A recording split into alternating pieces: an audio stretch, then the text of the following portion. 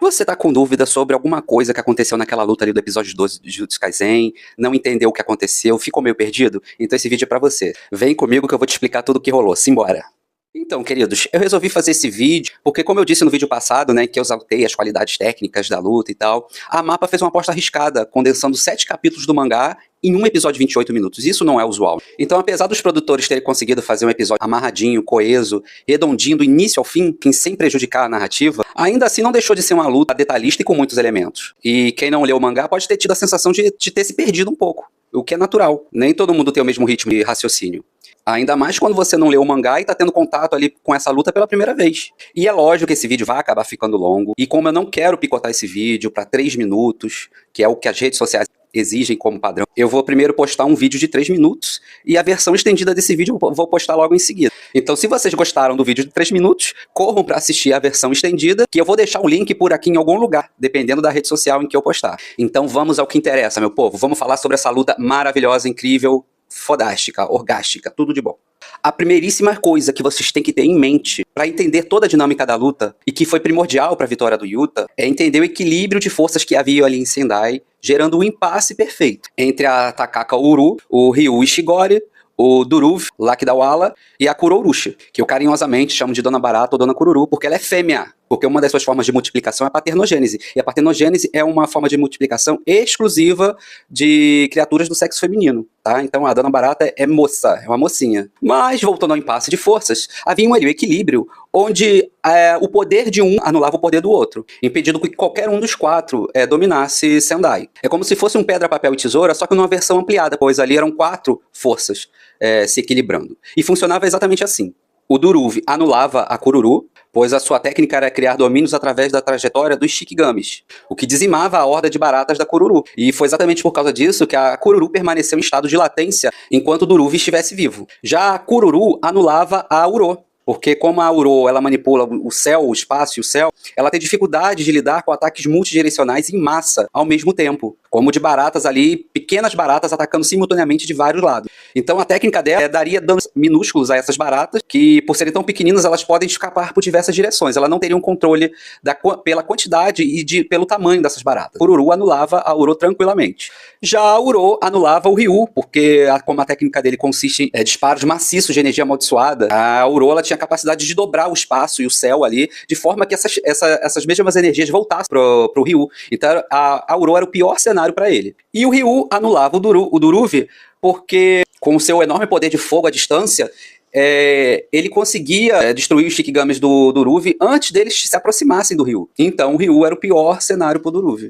E guardem essas informações porque elas serão muito importantes a partir daqui até o final da luta, tá? Tenham em mente essas informações. E esse impasse permanecia ali, então, até que uma força externa desequilibrasse todo esse sistema, né? Ou seja, um elemento caótico viesse para desestabilizar esse impasse de forças. E esse elemento caótico era nada mais nada menos que o nosso querido Yuta Okkotsu. E antes da gente continuar falando sobre as lutas, é preciso fazer mais um parêntese agora, falando sobre as habilidades do Yuta, para vocês entenderem tudo que rolou.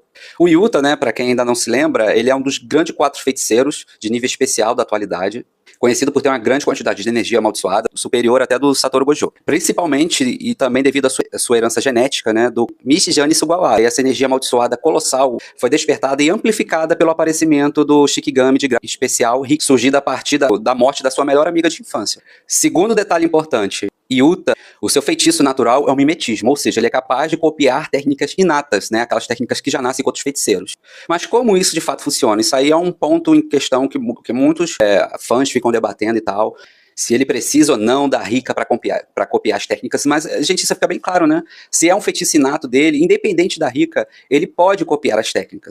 Parece que ele tem que entender a técnica ou receber um dano da técnica para conseguir copiar a mesma.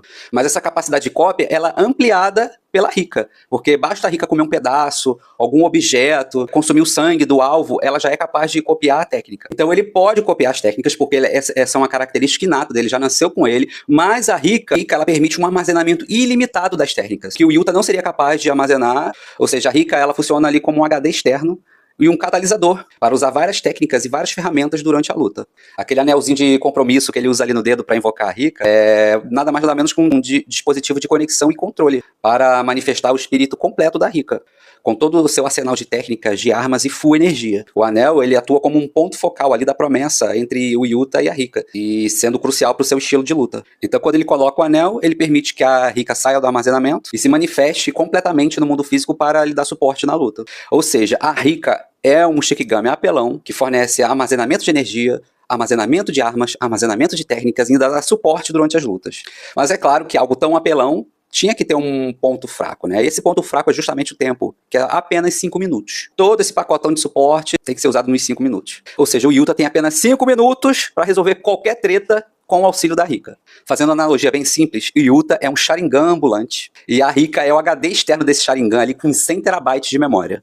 Agora vamos para outra característica a se falar importante do Yuta, a técnica amaldiçoada reversa. Pois o Yuta é autossuficiente na cura de si mesmo e de seus aliados. Ele tem essa capacidade de gerar energia positiva. É um efeito raro, mas também é um veneno para os espíritos amaldiçoados, né? Porque eles são basicamente feitos ali de energia negativa. Outra capacidade notável a se falar do Yuta também é a sua habilidade com espadas, né? Ele é excelente espadachim, também no combate corpo a corpo. Tudo isso fruto do seu treinamento com a esposa, né? A futura esposa, Maki Zenin. Agora sim, vamos para a luta em si, porque você já tem todo o background de informações para conseguir tirar conclusões do que rolou nessa luta. E o Yuta chega lá, rompendo esse equilíbrio que havia em Sendai, eliminando já de cara o Duruvi. E essa escolha não é por acaso. O Yuta, né, ele é o tipo de feiticeiro que preza muito a vida humana. Para ele, qualquer vida é importante. E o Duruvi é exatamente o oposto. Ele é o cara lá que tá lutando, mas não se importa com a vida de quem tá ali do lado dele. Ele matava todo mundo indiscriminadamente, fosse feiticeiro ou não. Justamente por causa desse poder dele de criar domínios aleatórios baseado na rota dos seus Shikigamis, o que acabava sendo ameaçador ali para qualquer civil que estivesse nas redondezas. E como o plano do grupo de Yuta era acabar com as barreiras ou transitar livremente entre as barreiras, jogadores como Duruvi seriam realmente um grande perigo em qualquer barreira, qualquer colônia que jogadores parecidos com Duruvi transitando livremente seria o pior cenário possível para civis. E como seria muito possível ter jogadores parecidos com Duruvi em cada uma das colônias, uma comunicação entre os jogadores, né, seria essencial para falar, tipo assim, poxa, olha, aqui na colônia 1 já eliminei o fulano, já eliminei o Duruvi, e aí, você já eliminou o ciclano na colônia 3 ou na colônia 7? Para saber quando todos os jogadores desse naipe tivessem sido eliminados, aí sim poderiam acrescentar a nova regra de livre trânsito entre as barreiras, quando essas ameaças em potencial já tivessem todas sido eliminadas. Então foi por isso que Yuta decidiu começar pelo Duruvi. Mas aí, eliminando o Duruvi, quem fica livre para atacar a Dona Barata. A Dona Kururu despertou da sua dormência e com uma fome extrema. Só que ela também ela é do naipe do Duruvi, né? Ela elimina qualquer humano que estiver pela frente dela. Só que o que dá a entender é que o Yuta ele não tinha conhecimento da Dona Barata ali no jogo. Tanto é que quando ele dá de cara com ela, ele pergunta pro Kogani quem é essa criatura ali, essa baratinha com a machadinha na mão. Eu morri de rir com essa cena, gente. Quem é essa criatura? Aí a Kogani responde, é a Kururu. Ele também é uma jogadora? Ela é. O Kogani responde, sim, é uma jogadora. Então dá a entender que ele não sabia da existência da Kururu. Então era mais uma ameaça ali que ele precisava eliminar. E quem é essa Dona Kururu? Dona Kururu é um espírito amaldiçoado ali de grade especial que surgiu a partir do pavor e do medo das pessoas por baratas. Justificável, né, gente? E ela é faminta, ela tem uma fome insaciável por ferro. E o que tem ferro pra caramba, gente? O sangue humano, né? O sangue humano rico em ferro. E qual era a solução pra vencer, teoricamente, né? Teoricamente a solução pra vencer essa barata é fácil. É só colocar bastante energia positiva, né, que o Yuta tem de sobra, nessa barata para desintegrar ela, com a sua técnica amaldiçoada reversa, né, de imputar bastante energia positiva naquele espírito cheio de energia negativa, anulando, desintegrando a Dona Barata. Mas o grande desafio era como fazer isso sem chamar a atenção dos outros dois jogadores que estavam observando. O Yuta, né, já estava pensando na frente, ele falou, poxa, eu não posso já entregar de bandeja aqui as minhas técnicas, né? Não quero que ele saiba quais são as minhas habilidades. Então, como que eu vou desintegrar essa barata sem mostrar para eles que eu posso fazer reversão de feitiço? E aí ele teve a brilhante ideia, a ideia escatológica. Não sabe o que é escatológica? Busca aí no Google, tá? Que você vai entender. Ele teve a ideia escatológica de dar um beijão na boca dessa barata. Olha que assanhado esse menino Yuta, gente. Muito assanhadinho, né?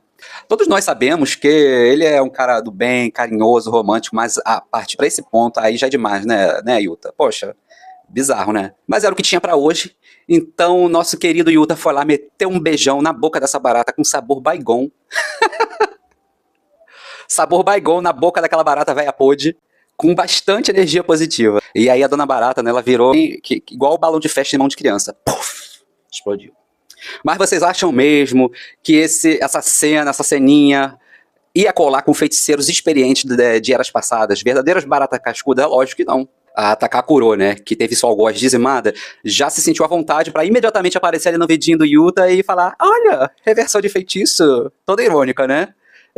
Lógico que ela sacou. E aí começa mais uma sequência maravilhosa de luta entre a Uro e Yuta, uma sequência feroz de batalha. E tudo fica pior quando Yuta para conversar com ela, pra entender ela, e toca num assunto espinhoso pra Uro. É um assunto traumático e sensível para ela. E eu vou falar mais sobre isso no próximo vídeo, que eu vou fazer um aprofundamento psicológico e falar sobre a questão filosófica do episódio. Prestem atenção no próximo vídeo, que vocês vão entender o que aconteceu ali. Mas então é isso. Aí ele entra nesse tema espinhoso e deixa ela mais furiosa ainda. E a técnica dessa querida é uma técnica, assim, bem roubada, né? Porque é uma habilidade de grau especial que ela permite ela manipular o espaço ao seu redor, fazendo como se o céu ou o próprio ar fossem superfícies sólidas tangíveis. Então ela consegue agarrar, dobrar, quebrar o ar ao seu redor. Olha que coisa, né, bizarra, apelona. Ela tem como principal técnica ofensiva o quebrador de gelo fino, que é outra técnica mega apelona. Um poder que não ataca diretamente o seu inimigo, mas destrói a superfície que ela criou. Ela quebra aquilo ali como se fosse um espelho ou se fosse realmente uma camada de gelo. E essa quebra espacial gera uma forte onda de choque massiva que vai diretamente contra o inimigo. Qualquer defesa física aqui é praticamente inútil. Então, com essa técnica dela, ela é completa, porque ela pode se defender, dobrando os ataques para fazer com que eles dispersem para outros locais ou contra o próprio inimigo. Ela pode se camuflar ali atrás, como se fosse um pano, ou ela pode atacar também, quebrando espaço para gerar ondas de choque poderosíssimas. Mas aí voltando à luta, né? Quando a Uro, de novo, ela começa durante a luta com o Yuta, ela começa a se lamentar ali, a luta entra numa vertente mais emocional, que eu também vou falar no outro vídeo, isso é muito importante. Ela começa a falar sobre seus traumas, ela começa a se destabilizar emocionalmente. Aí quem aparece? O Ryu. Ele aproveita isso, essa brecha, para atacar a sua algoz, né? Que no jogo ali do equilíbrio, ela é o algoz do Ryu. Então ele aproveita essa brecha para já meter um canhão nela ali no Yuta de uma vez só. O Ryu, ele é conhecido por ter o maior output de energia amaldiçoada. O que é um output? É uma descarga de energia amaldiçoada. Ele é conhecido ali no mundo do Jujutsu como a pessoa que tem o maior output, o maior poder de descarga de energia amaldiçoada. E da forma mais inusitada possível. Ele usa o cabelo, aquele topete dele ali, estilo Kuwabara, forma um canhão que ele ataca pelo cabelo. Ele não precisa usar as mãos. Ele pode continuar a ficar atacando pelo cabelo e ir lutando ali contra o inimigo ao mesmo tempo, usando suas mãos, seus braços livremente. E o seu principal ataque ofensivo é o Granite Blast, né? O Granite Blasto, que ele fala assim, né? Muito estiloso, né? E que é um feixe de energia ali altamente concentrado, com força máxima, capaz de perfurar espíritos amaldiçoados de nível especial, e os Shikigamis enormes ali, o do Duruvi. O Duruvi tinha alguns Shikigamis enormes, né, parecendo um elefante, era capaz de acabar com aquilo ali. Por isso que ele era o principal algoz do Duruvi. E o grande diferencial ali do Ryu é que ele consegue usar essa granada livremente, ela nunca tá fraca ou no nível mais baixo, ele pode acabar de sair da sua expansão de domínio e aquela potência continua a mesma. Esse é o grande diferencial dele. Então, se você reparar, ele não é igual outros feiticeiros que tem uma técnica complexa, difícil de entender, né? É uma técnica simples, baseada ali na manipulação de grande quantidade de energia pura e força bruta. Isso virou uma grande preocupação pro Yuta, porque quando ele percebeu isso, ele viu que isso tinha potencial para acabar com os humanos que estavam ali no estádio sendo protegidos pela Rika. Então ele falou, agora meu foco tem que ser esse cara. Eu preciso anular primeiro ele, antes de qualquer coisa, porque ele é o maior risco potencial que eu tenho aqui. Só que a Uro também ela não dá descanso, né? Ela vai atrás dos dois, se ataca. E nesse combate o triplo, o Yuta já vai começando a ficar fraco. Ele precisa constantemente estar usando ali energia de reversão de feitiço. Já vai perdendo energia. A coisa já vai começando a ficar perigosa pro Yuta. Então ele decide, agora não tem jeito, ele vai ter que invocar a Rika. Aí ele coloca seu anelzinho de compromisso e invoca a sua rainha das maldições, a Rika, por completo, para ela entrar ali no combate. E aí, novamente, temos uma sequência eletrizante de luta entre os três, né? Na verdade, três não, os quatro, né? Porque a Rika, ela conta como um quarto. Então, vai ali os quatro se espancando, se batendo, aí alterna, é Rika contra a Ryu, depois Rika contra a Uro, e aí o Yuta contra um, vai alternando. Aí no meio disso, enquanto a Rika tá lá se ocupando com o Ryu, o Yuta tá lutando contra a Uro, e aí ele pega a Uro de surpresa, porque usa ali contra ela a técnica do Duruvi, dos Shikigamis dele. E aí acerta ela, corta ela em cheio, e ela fica completamente passada, chocada, ela fica gag. E ela fala, meu Deus, a técnica do Yuta é cópia de feitiço. E aí nisso, a Uro entra de novo nos traumas dela, ela começa a falar ali o problema que ela viveu no passado, começa a se lamentar, e Yuta vai ali tentando entender o que tá rolando. E aí chega o Ryu de repente, o Ryu, né, com aquela energia de macho alfa, vamos parar com essa choradeira, não aguento mais isso. Começa a bater no peito ali, feito um gorila, né, o macho alfa do bando do gorila, começa a bater no peito. E o Yuta e a Uro começam a sentir um perigo, que algo forte ali tá pra acontecer, que ele vai fazer algo muito grande, os três pensam ao mesmo tempo. É expansão de domínio. Caraca, vai rolar uma expansão de domínio aqui. Aí os três ao mesmo tempo levantam a sua expansão de domínio, ativam a sua expansão de domínio naquela cena de arrepiar. Meu Deus, olha aqui, já ficou todo arrepiado só de relembrar a energia aqui, meus filhos, tudo arrepiado. Cena espetacular, ela feita pela Marvel. A icônica, histórica expansão de domínio tripla. O equilíbrio de forças ali era total. Então, um domínio estava anulando o efeito do outro. Anulando os efeitos de acerto garantidos de cada um. Era um equilíbrio perfeito. E estávamos prestes a conhecer algo nunca mostrado no mundo Jujutsu até então. Se não fosse um elemento caótico, ou como nós, 40 mais, costumamos falar, né, o elemento estraga prazer da brincadeira ali. Acabou com a nossa diversão. Dona Kururu escapou da morte por partenogênese. E ainda muito faminta, com todo o seu enxame de baratas, penetrou na nossa expansão tripla de domínio, antes que ela se formasse por completo. Aquilo causou um excesso de sobrecarga, desequilibrou todo o sistema, fazendo com que ele se rompesse. A desquerida ali acabou com o nosso cinema, né? Absolute Cinema, Absolute Anime. E aí os quatro, depois que se romperam, ficaram ali se encarando no ar, completamente gags, todo mundo chocado com o que tinha acontecido. E o engraçado é que imediatamente após isso, os três decidem partir ao mesmo tempo pra cima da Uro. O Yuta dá um chutão na cabeça dela, ela quica que nem bola de Big Kong, aí a Dona Kururu vai pra cima dela, mete a machadinha no braço, arranca o braço, aí a Rika vem com tudo, come o braço, faminta, né, a Rika sedenta, come o braço da Uro. E aí a Uro lá completamente gag, coitada, chocada, passada com o que estava acontecendo. E o Ryu finaliza ali com um Granito Blaster pra cima dela. Dona Barata, que também estava ali perto dela, perdeu um bracinho. E aí a Dona Barata tava gag também, desnorteada, não sabia o que estava acontecendo. A Yuta chegou por trás dela, só meteu assim, pá, no pescocinho da Dona Barata. Deu uma cutucada positiva ali na desquerida e ela é finalmente pulverizada por completo. E aí só resta em campo de batalha o Yuta e o Ryu, também faminto por sobremesa, e eu vou falar muito também sobre isso no próximo vídeo, vocês não percam, para vocês entenderem o que era essa fome de sobremesa que o Ryu tanto anseiava, né, tanto queria. E aí vemos mais uma sequência eletrizante de luta entre ambos. Nesse meio tempo ali da luta, o Yuta começa a colocar em prática a sua habilidade empática de entender o porquê que as pessoas lutam, né. E aí ele entende as motivações do Ryu e decide dar pro Ryu a sobremesa que ele tanto anseiava, que ele tanto queria. Ele falou, tá bom, eu vou te dar essa sobremesa. Ele captou aquele olhar ali melancólico e ao mesmo tempo pidão do Ryu e falou, derreteu o coração do Yuta e falou, tá, eu vou dar o que você quer, vambora. E a partir daí, a música tema da temporada começa a tocar, os pelos corporais todos começam a se arrepiar e vemos mais uma sequência incrível de luta entre ambos, que não precisa de explicação nenhuma, né? E aí, o melhor estava por vir. O Yuta, ele copiou o poder da Uro e começa a utilizar esse poder como a principal arma de batalha dele contra o Ryu. Justamente a Uro, que era o algoz do Ryu no impasse das quatro forças. Essa é a principal arma dele contra o Ryu. Olha que coisa bem amarrada, que coisa bem fechadinha. Cara, eu fico arrepiado de novo. Não tem como. GG, gênio. E o Ryu, ao perceber isso, ele fica chocado também, ele fica gag. Caraca, ele copiou o poder da Uro e tá usando contra mim, cara. E ele ficou agora em completa desvantagem. Mesmo com o Yuta sem a Rika, porque o tempo dos 5 minutos já havia passado, mesmo com o Yuta sem a Rika, Yuta conseguiu dominar a batalha. E pra fechar com chave de ouro tudo isso, o golpe final, o golpe de misericórdia ali, vem com mais uma estratégia super inteligente do Yuta.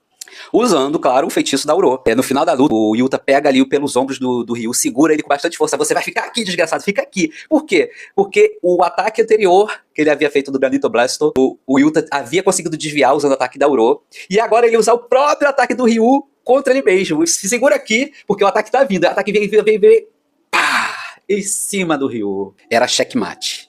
O Ryu, nesse momento, ficou completamente saciado. Matou a fome dele. Ele pensou assim, cara, que você é foda demais. Você conseguiu matar minha fome, porque eu nunca vi ninguém lutar tão brilhantemente como você fez. Você é o cara, Yuta, você é foda demais, cara. E aí saciou o cara, de uma forma brilhante, de uma forma genial. Por isso que eu falei lá no início do vídeo, pra vocês prestarem atenção no impasse de quatro forças, porque aquilo ia definir essa luta, e definiu. O poder da Uro foi fundamental pra vencer o Ryu ao final. Luta linda, luta histórica, luta gostosa, né? Gostosa porque... usando os termos do Ryu, né? Luta gostosa de se ver, perfeita. E Yuta com estratégia de milhões, que foi utilizar de forma inteligentíssima duas coisas. O feitiço dos seus próprios inimigos e o diálogo. Principalmente o diálogo. Porque para Yuta, na visão do Yuta, a maior vitória dele foi ter saído dessa luta com os pontos dos seus inimigos e sem ter precisado eliminá-los, sem ter precisado matá-los. Absolute anime, né, povo? Absolute anime. Fala sério, GG gênio. GGG. GG gênio. Agora, se você ainda não entendeu como Yuta conseguiu essa vitória, principalmente por conta do diálogo, você tem que assistir o próximo vídeo. No próximo vídeo, eu vou abordar a questão psicológica e filosófica da coisa. E aí vocês vão entender tudo, vão ver que tudo tá amarrado perfeitamente, tá? Não é à toa, esse episódio é 9 de 9 no IMDb. Não tem outra, né? Perfeito. Mas é isso, pessoal. Um beijo e até o próximo vídeo. Não perca o terceiro vídeo, está imperdível. Beijos.